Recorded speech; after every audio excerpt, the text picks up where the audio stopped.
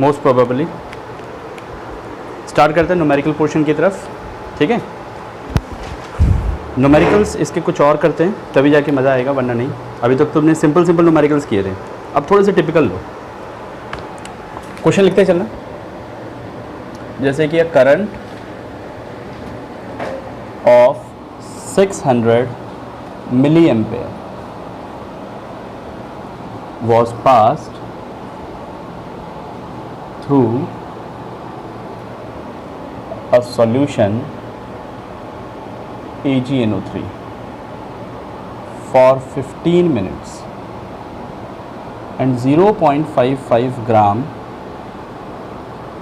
of silver was deposited.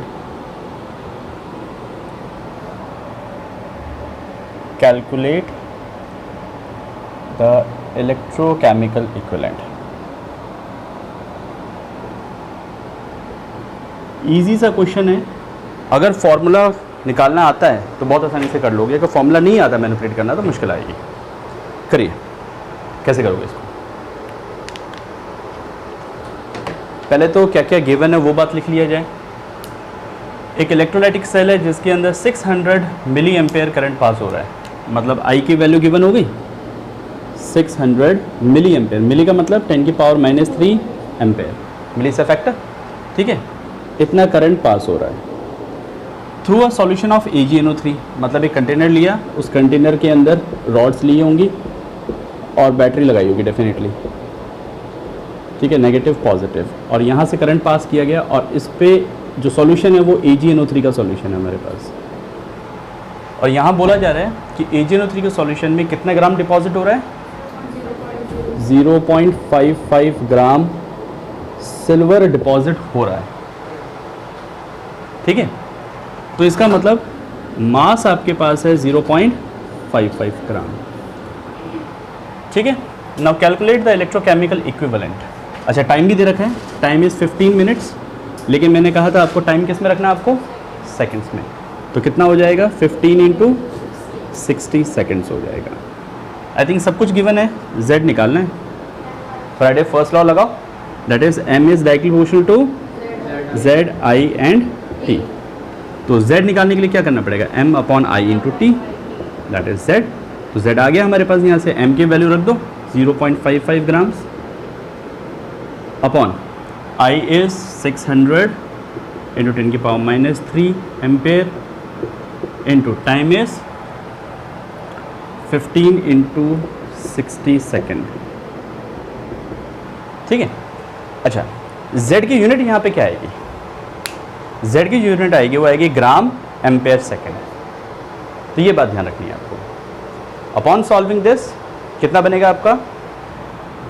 0.00012 gram पर ampere second is the z। Easy question,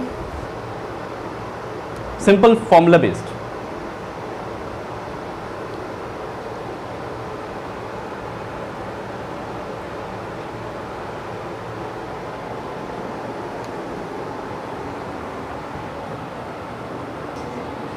yes बेटा, अब देखो इसके थोड़े से अच्छे क्वेश्चन जो बोर्ड में आए हुए हैं उन पे बात करो अब, ठीक है। देखिए इसमें बेटा बहुत अच्छे अच्छे क्वेश्चन बनने वाले हैं और आते भी हैं बहुत अच्छे, तो थोड़ा सा आपको इन पे थोड़ा ध्यान रखना पड़ेगा। अनदर क्वेश्चन देता हूं आपको, let's try for this. A current of 1.5 ampere was passed through a cell containing AgNO3। फिर से AgNO3 आ गया। The mass deposited was 1.5 gram. How long did the current flow? ठीक है, मतलब पूछा गया आपसे, टाइम पूछा गया है, ठीक है ना। तो देखो करंट, ये क्वेश्चन आया हुआ है बेटा, 2017 का क्वेश्चन है ये। तो देखो इसमें क्या है, करंट कितना दे रखा है आपको 1.5 एम्पेयर, ठीक है, पास थ्रू सेल, AgNO3 का सेल है, मास डिपॉजिट जो हो रहा है उस पर वो कितना हो रहा है 1.5 ग्राम, टाइम पूछा गया है। तो अगर फर्स्ट लॉ लगाते हैं तो फर्स्ट लॉ होता है M = Z × I × T। अब Z की वैल्यू तो यहाँ डिफाइंड नहीं है, लेकिन Z हम निकाल सकते हैं बहुत आसानी तरीके से, मैंने आपको सिखाया। तो आप ये फॉर्मूला ना लगा के आप क्या लगाओ, that is E/F × I × T, ये फॉर्मूला लगाओ। अब E इज इक्विवेलेंट वेट, तो इक्विवेलेंट वेट ऑफ सिल्वर की अगर बात करें तो कितना होगा, gram molar mass upon n factor, n factor यहाँ पे क्या होगा, मेटल है तो वैलेंसी, तो इसका ग्राम मोलर मास होता है 108 अपॉन वैलेंसी फैक्टर इज 1। तो आई थिंक क्वेश्चन का सॉल्व हो गया आंसर। तो मास डिपॉजिटेड है आपके पास 1.5 ग्राम, ई की वैल्यू आ गई 108/1, मतलब 108 ही लिख लूँ मैं इसको, अपॉन एफ कितना हो गया 96500 coulomb, current is passing on 1.5 and time हमसे पूछा है। जो भी आंसर आएगा वो किस में आएगा, आपके सेकंड्स में आएगा, ठीक है, ये बात ध्यान रखना। आप उसको मिनट और आवर्स में फिर कन्वर्ट कर सकते हो।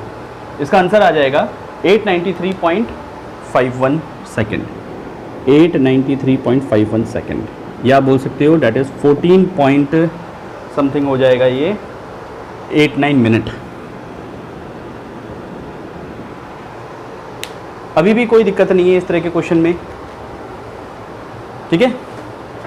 अब थोड़े से टिपिकल लेवल बढ़ाते हैं। ये तो थे सीधा आपके क्वेश्चन बेस्ड, ठीक है। अब बात करते हैं 2006, 2013, 2018, 3 बार क्वेश्चन आया हुआ उसके, ठीक है, हो गया। चलिए अनदर क्वेश्चन। ये क्वेश्चन मेरा फेवरेट है, इस चैप्टर में 2 फेवरेट क्वेश्चंस हैं जिसके आने के फुल चांसेस होते हैं। देखो क्वेश्चन समझो आप। क्वेश्चन कह रहा है silver is electro deposited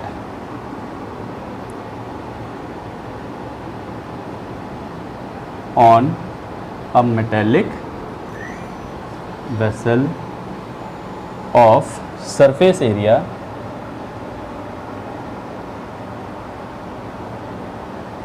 900 centimeter square by passing a current of 0.5 ampere for 2 hours. Calculate the thickness of silver deposited. Density दे रखी है सिल्वर की आपको, डेट इज़ 10.5 ग्राम पर सेंटीमीटर क्यूब, और एटॉमिक मास गिवन है आपको सिल्वर का, ठीक है, डेट इज़ 108 ग्राम पर मोल। ये बातें गिवन है, तो बेटा कैसे निकालोगे? इस बार हमें देखो कंसेप्ट क्या कह रहा है।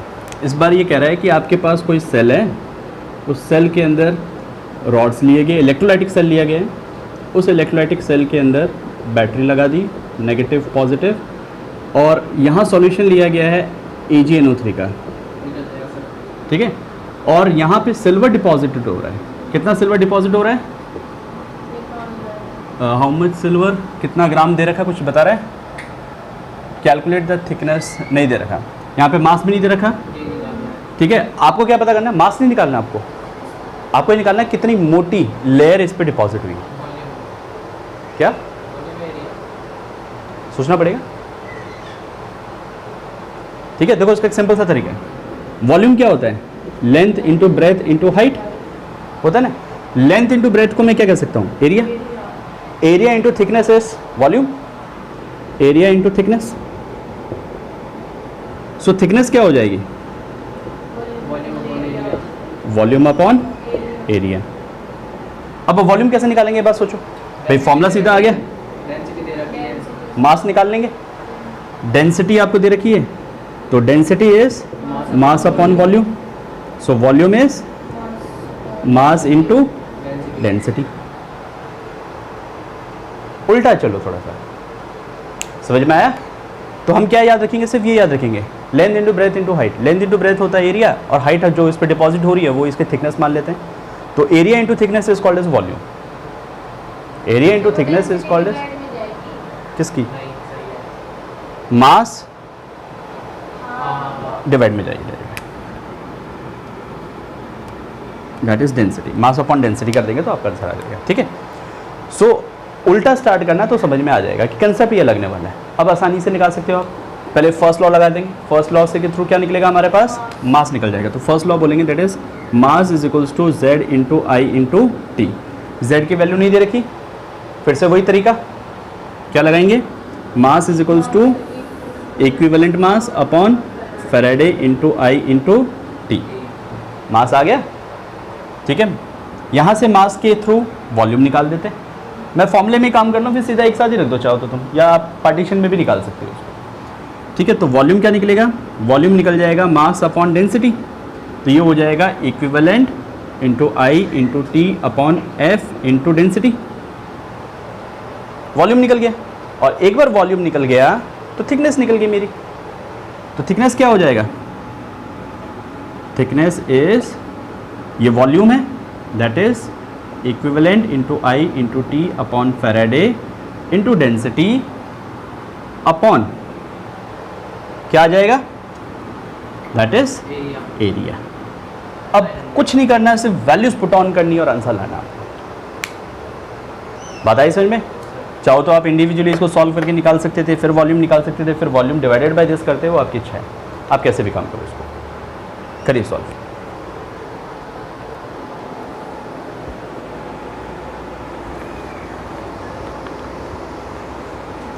क्वेश्चन 3 बार आया हुआ, थोड़ा ध्यान रखना है इसका।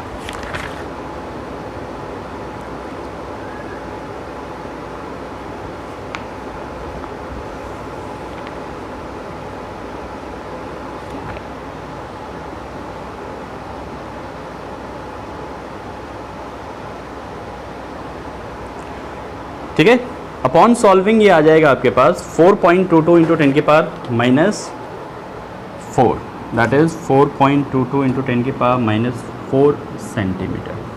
सेंटीमीटर आएगा थिकनेस में, देखो उसको सॉल्व कर ही लेते हैं, ज़्यादा बेटर रहेगा। ये रब कर दूँ फॉर्मूलेस, देखो बेटा सबसे पहले तो मास की बात करो, यहाँ से मास कितना आएगा इसका।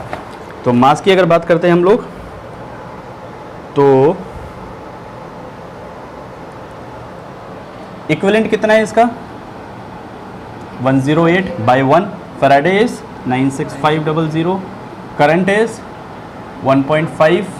0.5 एम्पेयर करंट पास हो रहा है, ठीक है, इनटू टाइम कितना हो रहा है, 2 hours, time is 2 hours. 2 hours का मतलब कितना हो गया, 2 इंटू 3600 सेकेंड, ये तो हो गया इसका मास।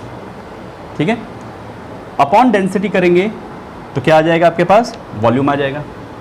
तो डेंसिटी का थ्रू कर लेते हैं, 108/96500 into 0.5 into 2 into 3600 upon density. Density इसकी कितनी दे रखी है, 10.5 ग्राम पर सेंटीमीटर क्यूब।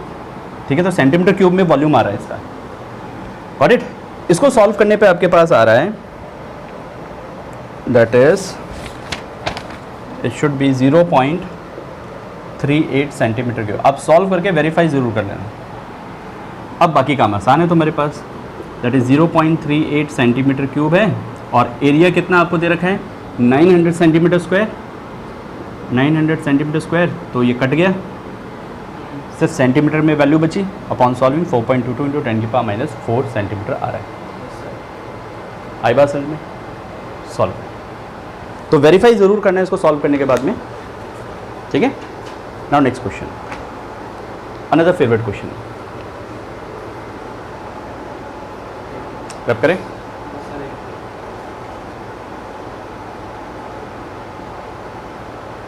क्वेश्चन रब कर रहा हूँ,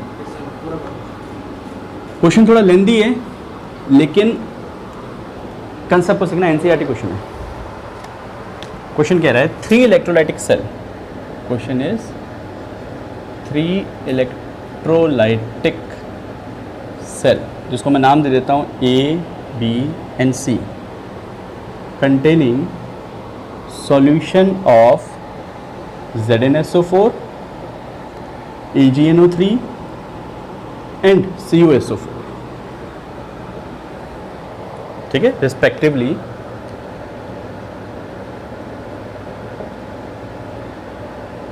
आर कनेक्टेड इन सीरीज में कनेक्टेड। तो steady current of 1.5 ampere was passed through them until 1.45 gram of silver get deposited। इतना करंट पास किया गया जब तक कि इतने ग्राम सिल्वर डिपॉजिट ना हो गया हो, ठीक है। एट कैथोड सिल्वर डिपॉजिट हो रहा है कैथोड पर of cell B. How long did current flows, पहला तो पार्ट ये है। दूसरा, what mass of copper and zinc is deposited in cell A and C। This was the question। अब बेटा इसको सॉल्व करने के लिए आपको पूरी सिचुएशन समझनी पड़ेगी। नीचे अगर अब कर दूं, हो गया ना? देखिए बेटा, पहले क्वेश्चन को समझो, क्वेश्चन क्या कह रहा है आपसे, फिर बात करेंगे आगे। देखो, उसने कहा कि 3 सेल है हमारे पास जो कि सीरीज में कनेक्ट किए गए। इसका मतलब फैराडे सेकंड लॉ लागू करेंगे। तो 3 सेल्स हैं, सेल ए, सेल बी और सेल सी। एक तो ये रहा, दूसरा ये रहा और तीसरा सेल ये रहा। तीनों सेल को सीरीज में कनेक्ट करो।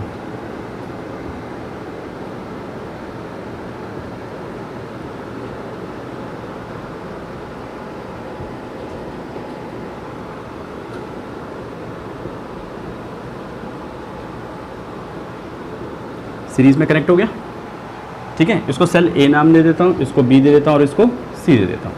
अब आगे क्या कह रहा है, कनेक्टेड सीरीज कंटेनिंग क्या क्या है। ए सेल में क्या है, जिंक सल्फेट का सॉल्यूशन है। बी सेल में क्या है, AgNO3 का सॉल्यूशन है। और सी सेल में क्या है हमारे पास, कॉपर सल्फेट का सॉल्यूशन है, ठीक है। और जो करंट पास किया जा रहा है वो कितना है इसमें, 1.5 एम्पेयर वॉज पास स्टेडी। तो स्टेडी करंट यहाँ से पास हो रहा है, डेट इज आई की वैल्यू है 1.5 एम्पेयर। कब तक पास हो रहा है, until 1.45 gram of silver is deposited in the cell B, ठीक है। ये करंट तब तक पास हो रहा है जब तक कि यहाँ पर सिल्वर कितना डिपॉजिट ना हो जाए, 1.45 ग्राम डिपॉजिट ना हो जाए, तब तक। तो अब तुमसे पूछा है कि कितना टाइम के लिए करंट पास किया है सीरीज के अंदर।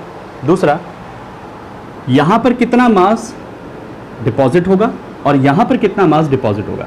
बेटा एक चीज़ इंपॉर्टेंट, ये बात यहाँ पे ये देखने वाली होगी कि जब करंट सीरीज में अगर बात करते हैं तो सीरीज में क्या चीज़ कॉमन होगी, करंट कॉमन होगा, चार्ज कॉमन होगा। तो जितना करंट यहाँ से गया, मतलब जितना चार्ज यहाँ से गया, उतना ही चार्ज इस पे भी गया होगा और उसी चार्ज की वजह से यहाँ मास डिपॉजिट हुआ होगा। बात समझ में आई? फैराडे फर्स्ट लॉ लगा के हम काम निकाल सकते हैं। तो यहाँ से मास निकाल लेंगे फैराडे फर्स्ट लॉ के थ्रू। ये मास, अच्छा ये डिपॉजिट क्या होगा, जिंक सल्फेट है तो डेफिनेटली जिंक 2 पॉजिटिव आयन ही यहाँ पे डिपॉजिट हुए होंगे। पहली चीज़ ये, यहाँ पे सिल्वर नाइट्रेट था तो सिल्वर पॉजिटिव आयन ही डिपॉजिट हुए होंगे और उतना ही करंट आगे पास किया गया, उतना ही चार्ज आगे गया होगा डेफिनेटली। और यहाँ पर भी जो कॉपर 2 पॉजिटिव आयन पड़े हुए थे सॉल्यूशन के अंदर, वो करंट, वो चार्ज लेकर डिपॉजिट हुआ होगा। तो इसका मतलब यहाँ पर जो मास ऑफ कॉपर है वो भी हमें निकालना है। तो हमें 3 चीज़ निकालनी है। पहला टाइम निकालना है, कितना करंट पास हुआ। दूसरा ये निकालना है हमें कि कितना मास जिंक का डिपॉजिट हुआ और कितना मास कॉपर का डिपॉजिट हुआ। तो Faraday first law, second law दोनों इस्तेमाल किए जाएंगे। कैसे करें, देखो इसका तो पता नहीं, इसका पता नहीं, बट इसका पता है। यहाँ से स्टार्ट करेंगे। यहाँ पे क्या दे रखा है आपको कि 1.45 ग्राम सिल्वर डिपॉजिट हुआ है, करंट दे रखा है, ठीक है, और इतना मास डिपॉजिट हुआ है। तो इस पर फैराडे फर्स्ट लॉ लगा सकते हैं हम, that is M = Z into I into T।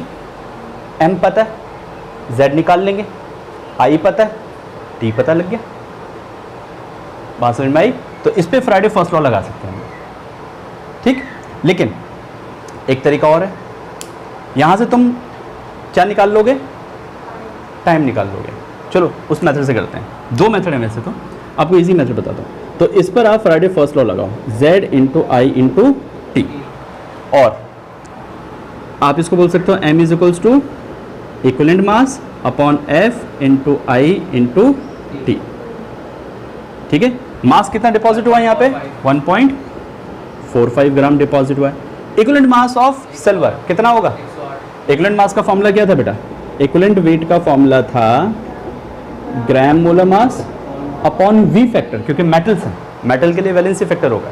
तो सिल्वर डिपॉजिट होता है, सिल्वर का मोलर मास रखेंगे हम लोग, कितना हो गया 108 डिवाइडेड बाय 1, ठीक है, upon F is 96500 into current कितना पास हो रहा है 1.5 इंटू टाइम हमें निकालना ही है। तो यहाँ से हमारे पास टाइम आ जाएगा।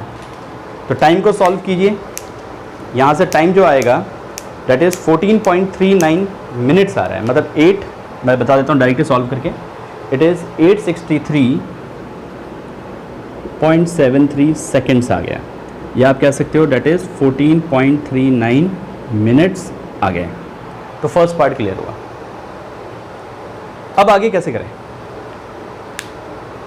यस बताओ, टाइम आ गया, अब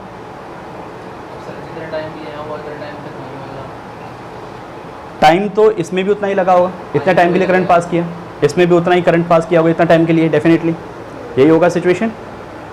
तो फिर से यहाँ फर्स्ट लॉ लगा दे, मास पता लग गया, फिर से यहाँ फर्स्ट लॉ लगा दे, मास पता लग गया। बात समझ में आया? तो मतलब इस फॉर्मूले के अलावा तुम्हें कुछ और काम करना ही नहीं है।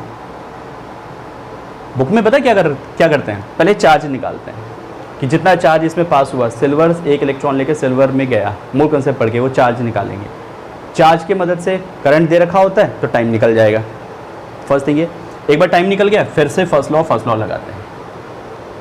तो अब वापस से यहाँ पे वही रूल फॉलो कर दो, ये वाला। यहाँ पर हम लोग m is equals to Z into I into T कर देंगे, या m is equals to equivalent weight upon F into I into T कर दो। बेटा E/F वाला फॉर्मूला जब भी लिखो ना तो पहले ये ज़रूर लिखना है कि Z आई टी, और Z के बारे में बताना फिर कि Z जो होता है इक्विवेलेंट वेट अपॉन F होता है फैराडे। अब यहाँ पे मास ऑफ जिंक निकाल रहा हूँ मैं, तो मैं यहाँ लिख देता हूँ mass of zinc. Equivalent mass कितना होगा इसका, फॉर्मूला वही, molar mass of zinc. Zinc का मोलर मास होता है 65.3। फैराडे कितना हो गया 96500 कूलम। करंट उतना ही पास हो, कांस्टेंट होता है सीरीज में 1.5 एम्पेयर इनटू टाइम निकाल चुके हैं। कौन सी वैल्यू रखें, गलत, सेकंड्स में रखा जाएगा, ध्यान रखना यूनिट्स का। 863.73 ये इसके लिए आ जाएगा मास डिपॉजिटेड। सेम मैनर में इसका मास डिपॉजिट निकाल लो भैया, mass of copper is equals to Z into I into T, और equivalent weight upon Faraday into I into T. कौन सा 65? ओ यस, क्योंकि इक्विवेलेंट वेट क्या होगा, इक्विवेलेंट मास होगा molar mass upon valency factor. तो इसका वैलेंसी फैक्टर कितना होता है बेटा, 2 होता है। तो 65.3 divided by 2 n upon this. Formula यही होता है ना इसके लिए। देखो अगर हम यहाँ पे इक्विवेलेंट वेट निकालना चाहें तो इसका होगा gram molar mass upon V factor. तो इसका ग्राम मोलर मास तो हो गया 65.3 डिवाइडेड बाई 2। वैलेंसी जिंक की 2 पॉजिटिव होती है। यहाँ पे बात करो कितना आ गया, कॉपर है, कॉपर का मास होता है 63.5। तो 63.5 ग्राम molar mass divided by valency factor upon 96500 into current is 1.5 into time is 8, कितना निकला था 63.73। तो जो मास इन दोनों का होगा ना वो लगभग सेम ही आएगा।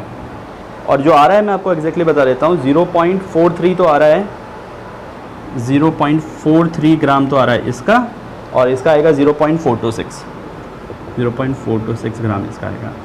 कैलकुलेट करके वेरीफाई कर लेना आप लोग, ठीक है, लिख लो। ठीक है, ये दो क्वेश्चन को देखो आप ध्यान से और एक एक करके सॉल्व करते हैं इसको। पहला तो है solution of copper sulphate is electrolysed for 10 minutes with a current of 1.5 ampere, what is the mass of copper deposit. तो फर्स्ट वाले क्वेश्चन का तो आंसर बहुत सीधा सीधा ये हो गया कि फर्स्ट क्वेश्चन का आंसर ये आ गया आपका,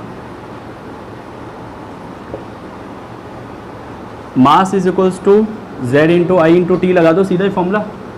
ठीक है, मास ही पूछा, कॉपर का डिपॉजिट कितना हो रहा है, z का मतलब equivalent weight upon Faraday into current into time. Equivalent weight कितना है, कॉपर सल्फेट का सॉल्यूशन लिया है तो कॉपर ही डिपॉजिट होने वाला है, तो कॉपर का होगा molar mass upon molar mass 63.5 upon valency factor into 1/96500 into current, कितना है करंट 1.5 एम्पेयर, एंड टाइम कितना पास हो रहा है 10 मिनट्स के लिए है, तो इसका मतलब 10 इंटू 60 सेकेंड। सॉल्व करने पे कितना आ रहा है 0.296 ग्राम आ रहा है। इजी क्वेश्चन, सीधा फॉर्मूला बेस्ड। ठीक है, दूसरा चीज़ ये वाला कंसेप्ट देखते हैं हम लोग। इस कंसेप्ट को दूसरी तरीके से बात करेंगे, पहले इस क्वेश्चन की स्टडी करते हैं।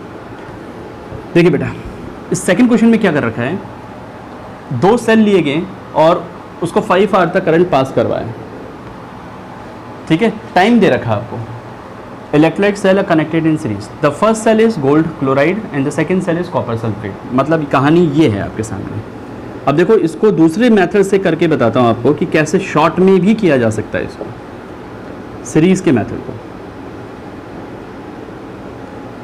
ठीक है, पॉजिटिव नेगेटिव, करंट कितना पास कर रहा है, करंट बताना है, टाइम पता है 5 आवर्स। उसके बाद फर्स्ट सेल के अंदर ये पता है कि गोल्ड क्लोराइड है, सेकंड सेल में ये पता है कि कॉपर सल्फेट है, और सेकंड सेल में ये पता है, सॉरी फर्स्ट सेल में 9.85 gram of gold was deposited in first cell. तो इसका मतलब यहाँ पर जो मास डिपॉजिट हो रहा है डेट इज़ 9.85 ग्राम डिपॉजिट हो रहा है।